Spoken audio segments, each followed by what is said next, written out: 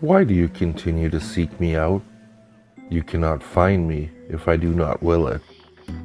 I am the night, and yet you know I am here. I see you, shivering as I cross the room. You twitch when I slip under your bed. You can feel me. Do you feel my breath on the nape of your neck? Do you notice my nails on your flesh? Do you meet my eyes in the dark of night? Yes, you know I'm here. I've always been here.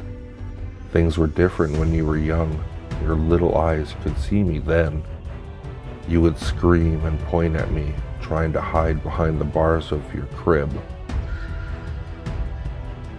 You would continue to scream as your mother lifted you. It was only when she flipped the switch and brought light into your pathetic world that I would leave. But it was no matter, for she would leave. She always left, and I would come back. You learned quickly. Bawling wasn't gonna drive me out. You decided to ignore me, to pretend I wasn't there, even as my greasy hair hung down over your face and my breath rattled in your ear. Still, you ignored me. You became very good at it. I tried, of course, to make myself noticed. Small things at first. A misplaced shoe, toys rolling across the floor, an open window, but this was too easy for you to ignore. Too simple for you to explain. Do you remember Fluff? That putrid creature you adored so much? The one that Mommy said ran away? I assure you it was no fit state to run when I was finished with it. Do you remember little Stacy, that precious child who shared her candy with you? You always paid attention to her. You never ignored her. I hated her. Pity about the accident. How unfortunate for an innocent child to fall victim to a rabid dog. How I laughed when I heard your mother say that. A rabid dog. She had no face left, you know. I got carried away. The taste of blood, the shrill screams in my ear. It overwhelmed me, but still you ignored me. You became more withdrawn after that, spending hours on your computer, shut up in your room. It was great at first. We were closer than ever. You stayed up late, and I watched over your shoulder as you trawled the internet, researching how best to end your wretched life. You tried once too, but the rope snapped. Do you remember? Well, I just couldn't let you off that easy. I couldn't let you skip out on me. I will decide when you go. Your life is mine to take only when I decide. So little has changed since then. Sure, you got a job, you moved out, but I followed. You still sit in front of that screen every night, whittling away your time, numbing your senses, so you can drift off without suffering through those moments in between consciousness and sleep. Those moments where you catch a glimpse of me shuffling across the room, where you see the glint of my eyes and sense the chill in the room. How I savor those moments. You have forgotten me, yet you know I'm here. You turn on the lights in your bravest of moments, searching for me. But when you dissipate the dark, I too go with it, for I am the dark. I am the dark of your soul. I will never leave, at least not alone. Oh, some night you will see me in all my horrific majesty, but I will be the last thing you see.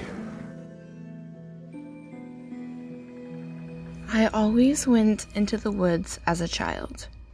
It was around evening, about 7 o'clock, and it was cool outside, normal for late fall.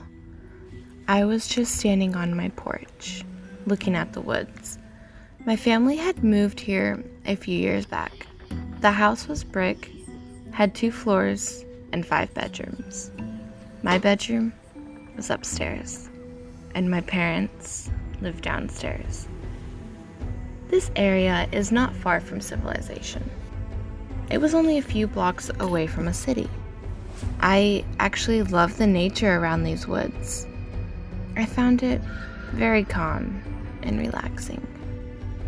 I always liked these woods for their serene wilderness and vast amounts of trees. The trees spanned at least 1 mile. I looked around and saw an abandoned lumberjack camp. No one was there, only machines.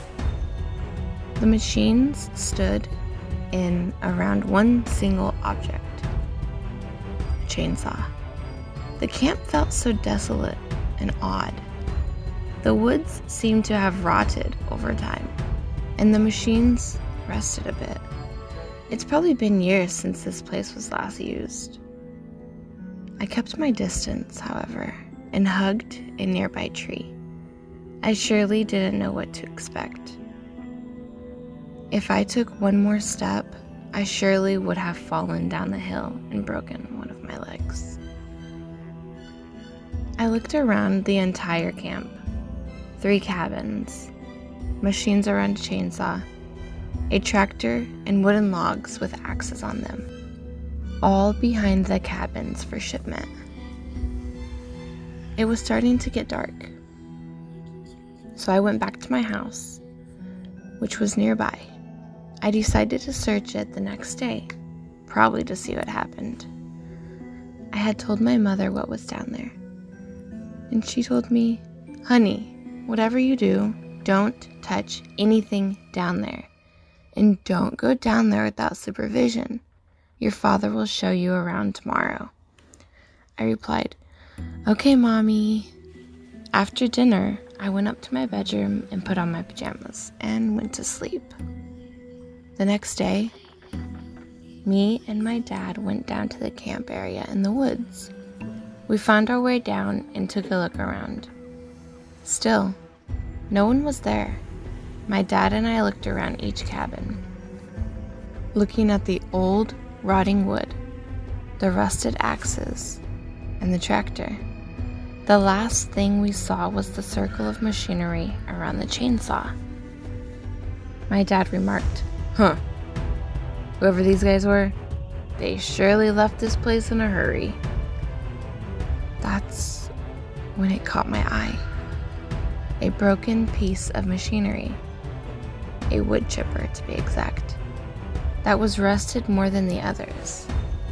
In fact, I would say it had basically been torn apart and disassembled in a quick fashion.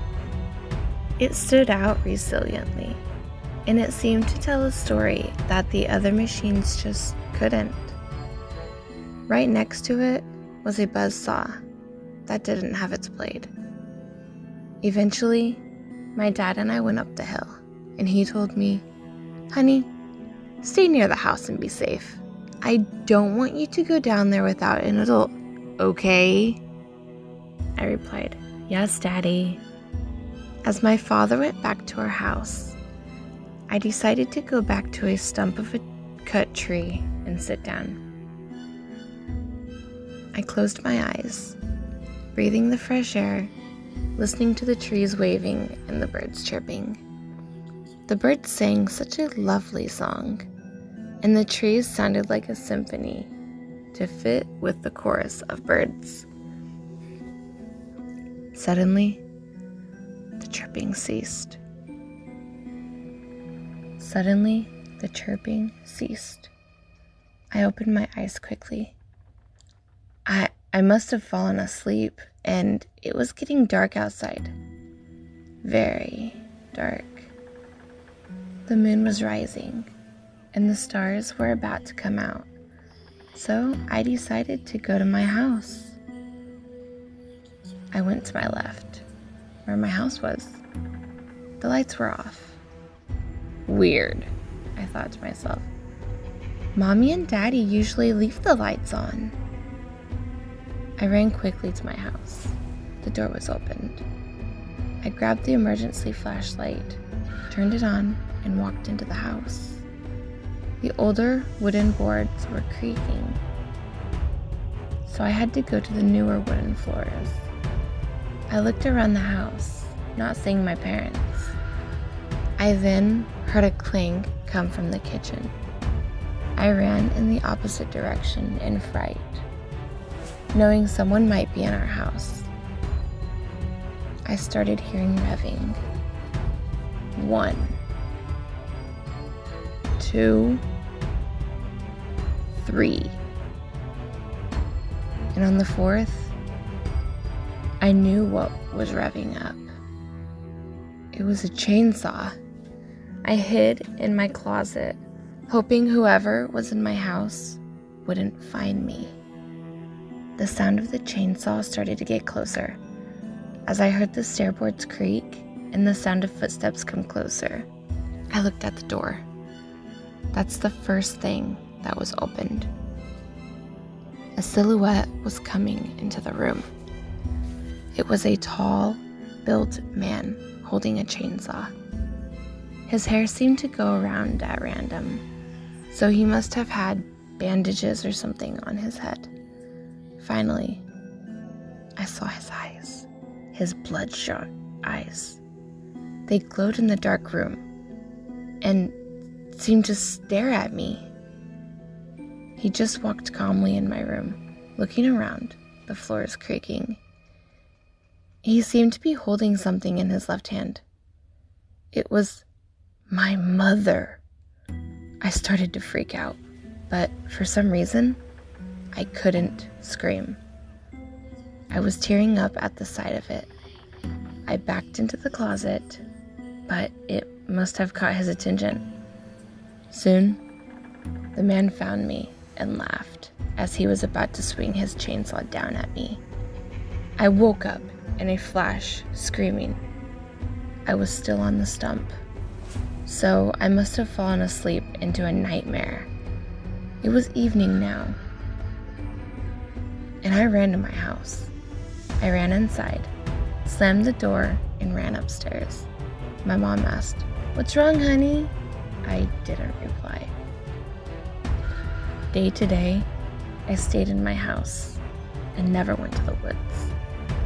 I knew that someone or something was out there, just waiting for me to slip up once in the woods. I avoided it whenever I could, and most of the time, I would rather be in the city with civilization, with police. Over time, however, I started to forget what my nightmare was and what was so scary about the woods. Eventually, I coped with the realization that no one was in those woods. Around 2 years later, when I was now 13, my dad asked, "Want to go to the lumber camp again?" I said, "Yes, I'd like to see it." We grabbed our jackets and went into the woods once more. It was a very cold December afternoon, so we decided to make the trip quick. It was about 10 minutes until we finally got to the camp. It seemed to get warmer every step we took. It was in ruins now. The cabins were crushed by the trees, and the machinery was toppled over. All of the machines and buildings corroded over time, and thus they looked terrible. However, there was one thing missing, and it was the chainsaw. I told my dad that we had to go, and he agreed, telling me, "You must not like this place then." Hours after we got home, I closed my eyes, opened the window, and listened to the trees again. When I opened them, though, it was completely dark. I could barely see a thing. This time, I made sure I wasn't dreaming. So I hit myself. Nothing.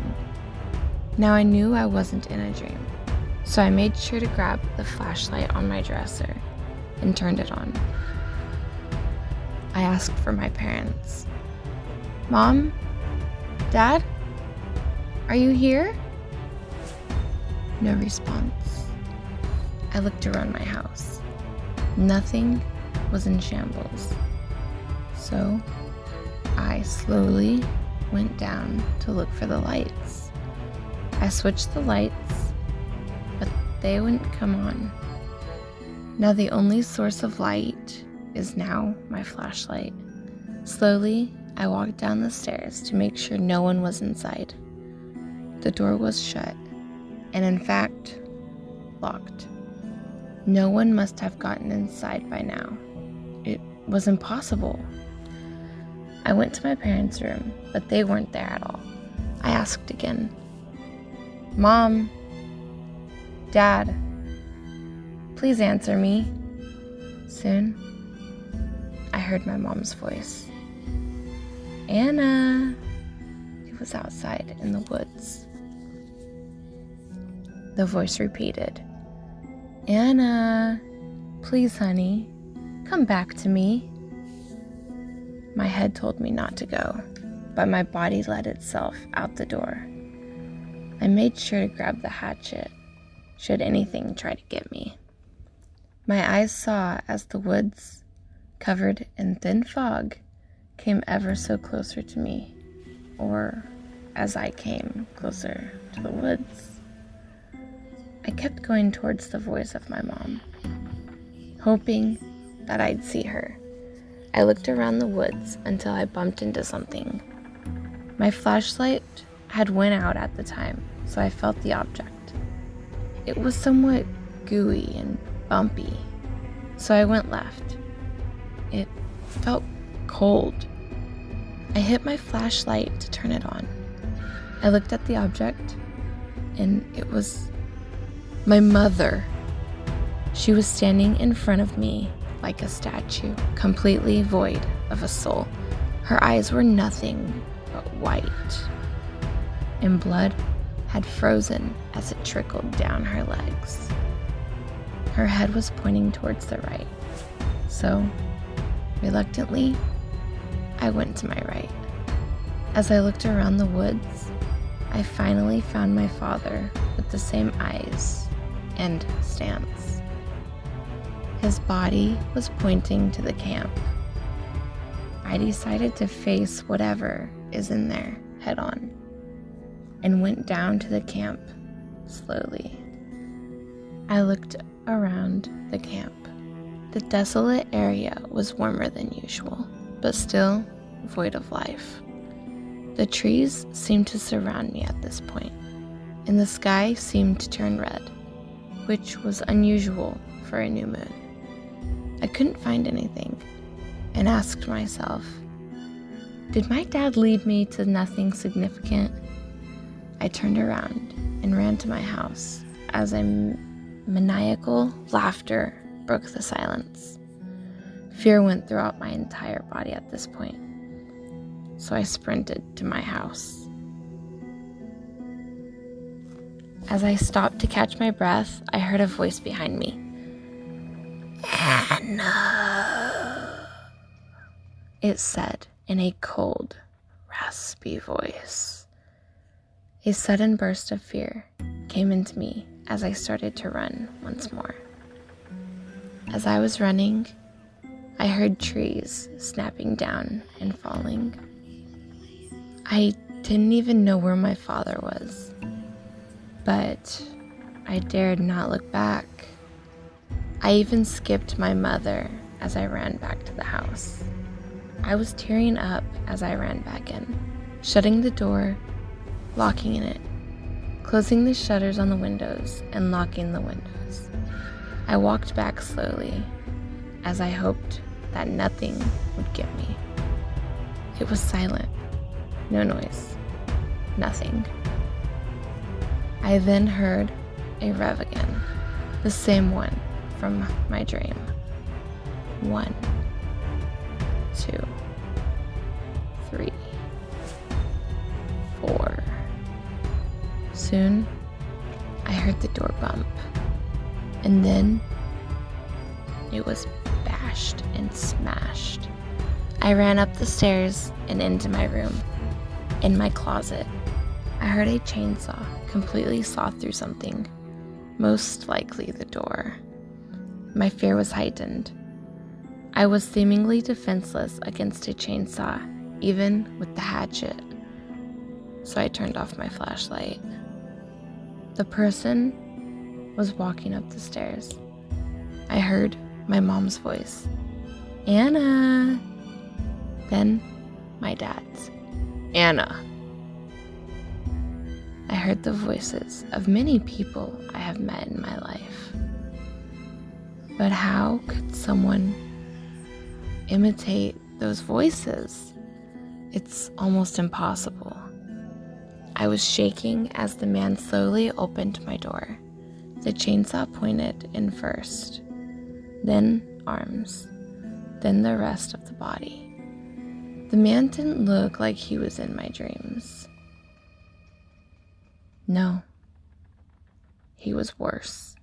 His chest had a large gash, and his arms had 3 cuts on each side, mirroring each other.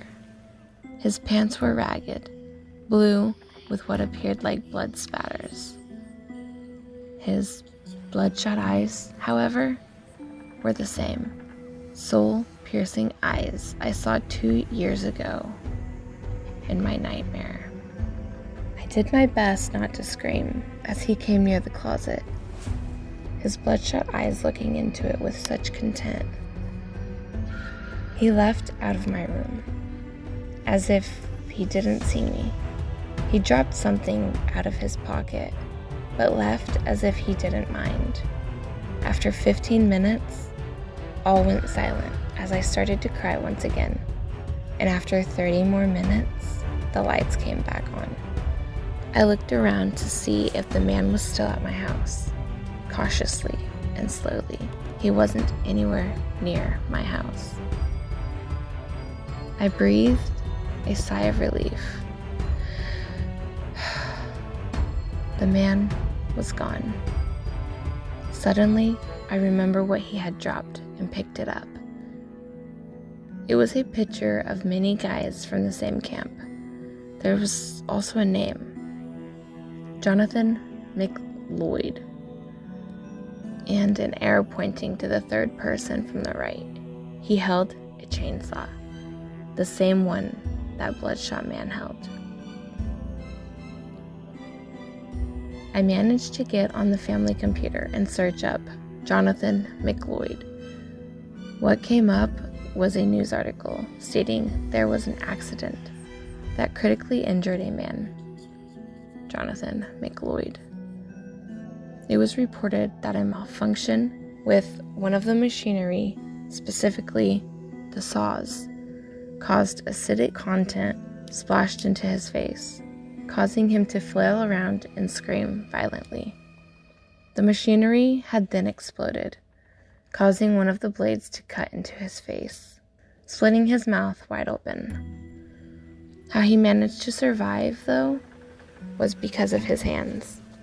They caught the blade before it could cut through his head. He was then rushed to the hospital and was treated in the emergency room.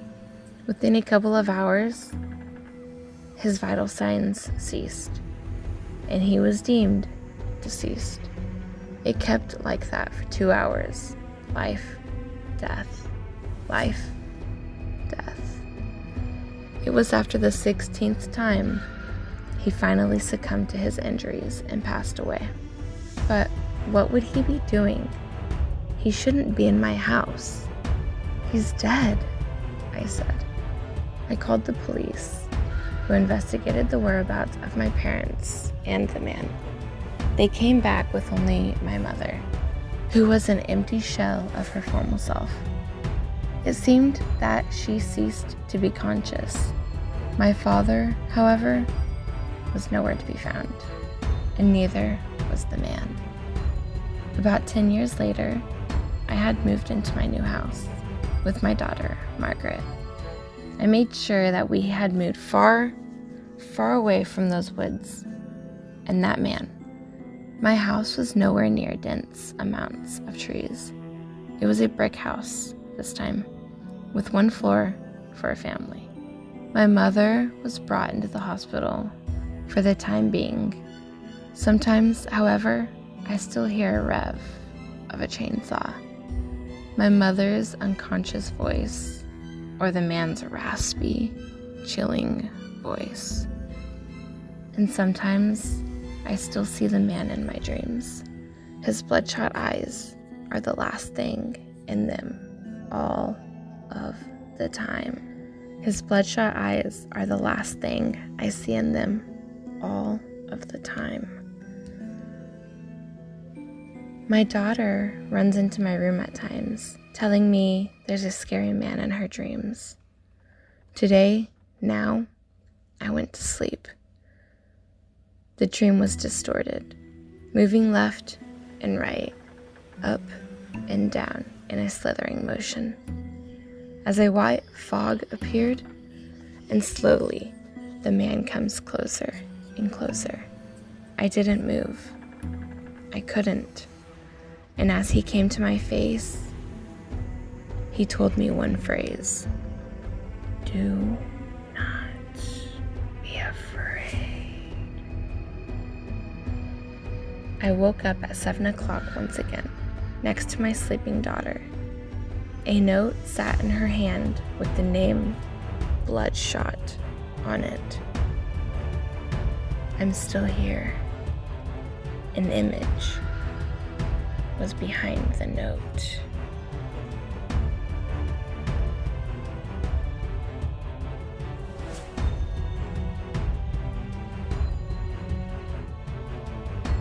You're standing at the top of an ancient wooden staircase, looking down at the darkness beneath. Shelf after shelf of dusty supplies and stacks of books line the basement walls. You remember your mother's words: "Could you please go get me a hammer and some nails?" This is nothing but a storage room, nothing to be afraid of, but it's so dark. You hesitantly take a step downwards, down the creepy old staircase, and the stairs creak loud enough to wake the dead. You continue down the stairs into the basement. One filthy window guards the wall past the staircase, and it attempts to illuminate the room, but the darkness in the basement is so thick, light can't seem to penetrate. You search for a switch, and you eventually find a string connected to the ceiling light, so you pull it and nothing happens. The room remains obscured by artificial night. You walk around in the darkness for a few minutes, and eventually, when your eyes have adjusted, you find an antique dollhouse resting on a table. You open it and you see that it's frighteningly realistic. There is flowered wallpaper on the walls in the master bedroom, an opening refrigerator in the kitchen containing miniature food, and tiny cloth blankets on all the beds. There are even porcelain dolls with realistic faces. You soon realize the dolls are you and your mother, and the dollhouse is an exact replica of your house. You see a tiny hairy spider scuttling along the edge of the house, and you squish it with your hand, but then there are more spiders. You grab a can of bug poison from a shelf nearby and spray until all the spiders wither and die. Suddenly the dolls fall over and their porcelain faces crack. The air in the basement becomes much thicker and you can't breathe. You run back to the top of the stairs, gasping for breath, but the door is mysteriously locked. You bang on the door as hard as you can, repeatedly, but it is no use. You wipe the sweat off your face, which happened to be mixed with blood. You feel yourself becoming tired and then numb. Finally, a shock runs through your body, and you succumb to paralysis, falling down the stairs like a limp rag doll. You slowly open your eyes to find the lights on. You blink a few times, and yes, the lights are still on, shining brightly and intensely. You move your aching limbs and try to stand. It takes effort, but you manage. You stare at the table which once supported the dollhouse. The dollhouse has vanished. But even more intriguing, the long wooden box propped up against the wall to the left. You tentatively walk closer, shivering with each cold breath you take, and you realize what the box is: a coffin. A large wooden coffin engraved in gold letters, your mother's last name. Curiosity gets the better of you, and you move your fingers to the coffin, pushing the lid slightly to find that the coffin is empty. Suddenly, you hear a female voice behind you. "It's okay, I found the hammer and nails." You turn around to see your mother with pale white skin and blue lips. But that's not what you notice first. A series of cracks run through her face, with blood dripping from the crack lines. Her gray eyes flash for a split second as she opens the coffin and pushes you inside it. Shutting the door behind you, you are trapped. The last thing you hear is the sound of a hammer pounding the nails into your coffin.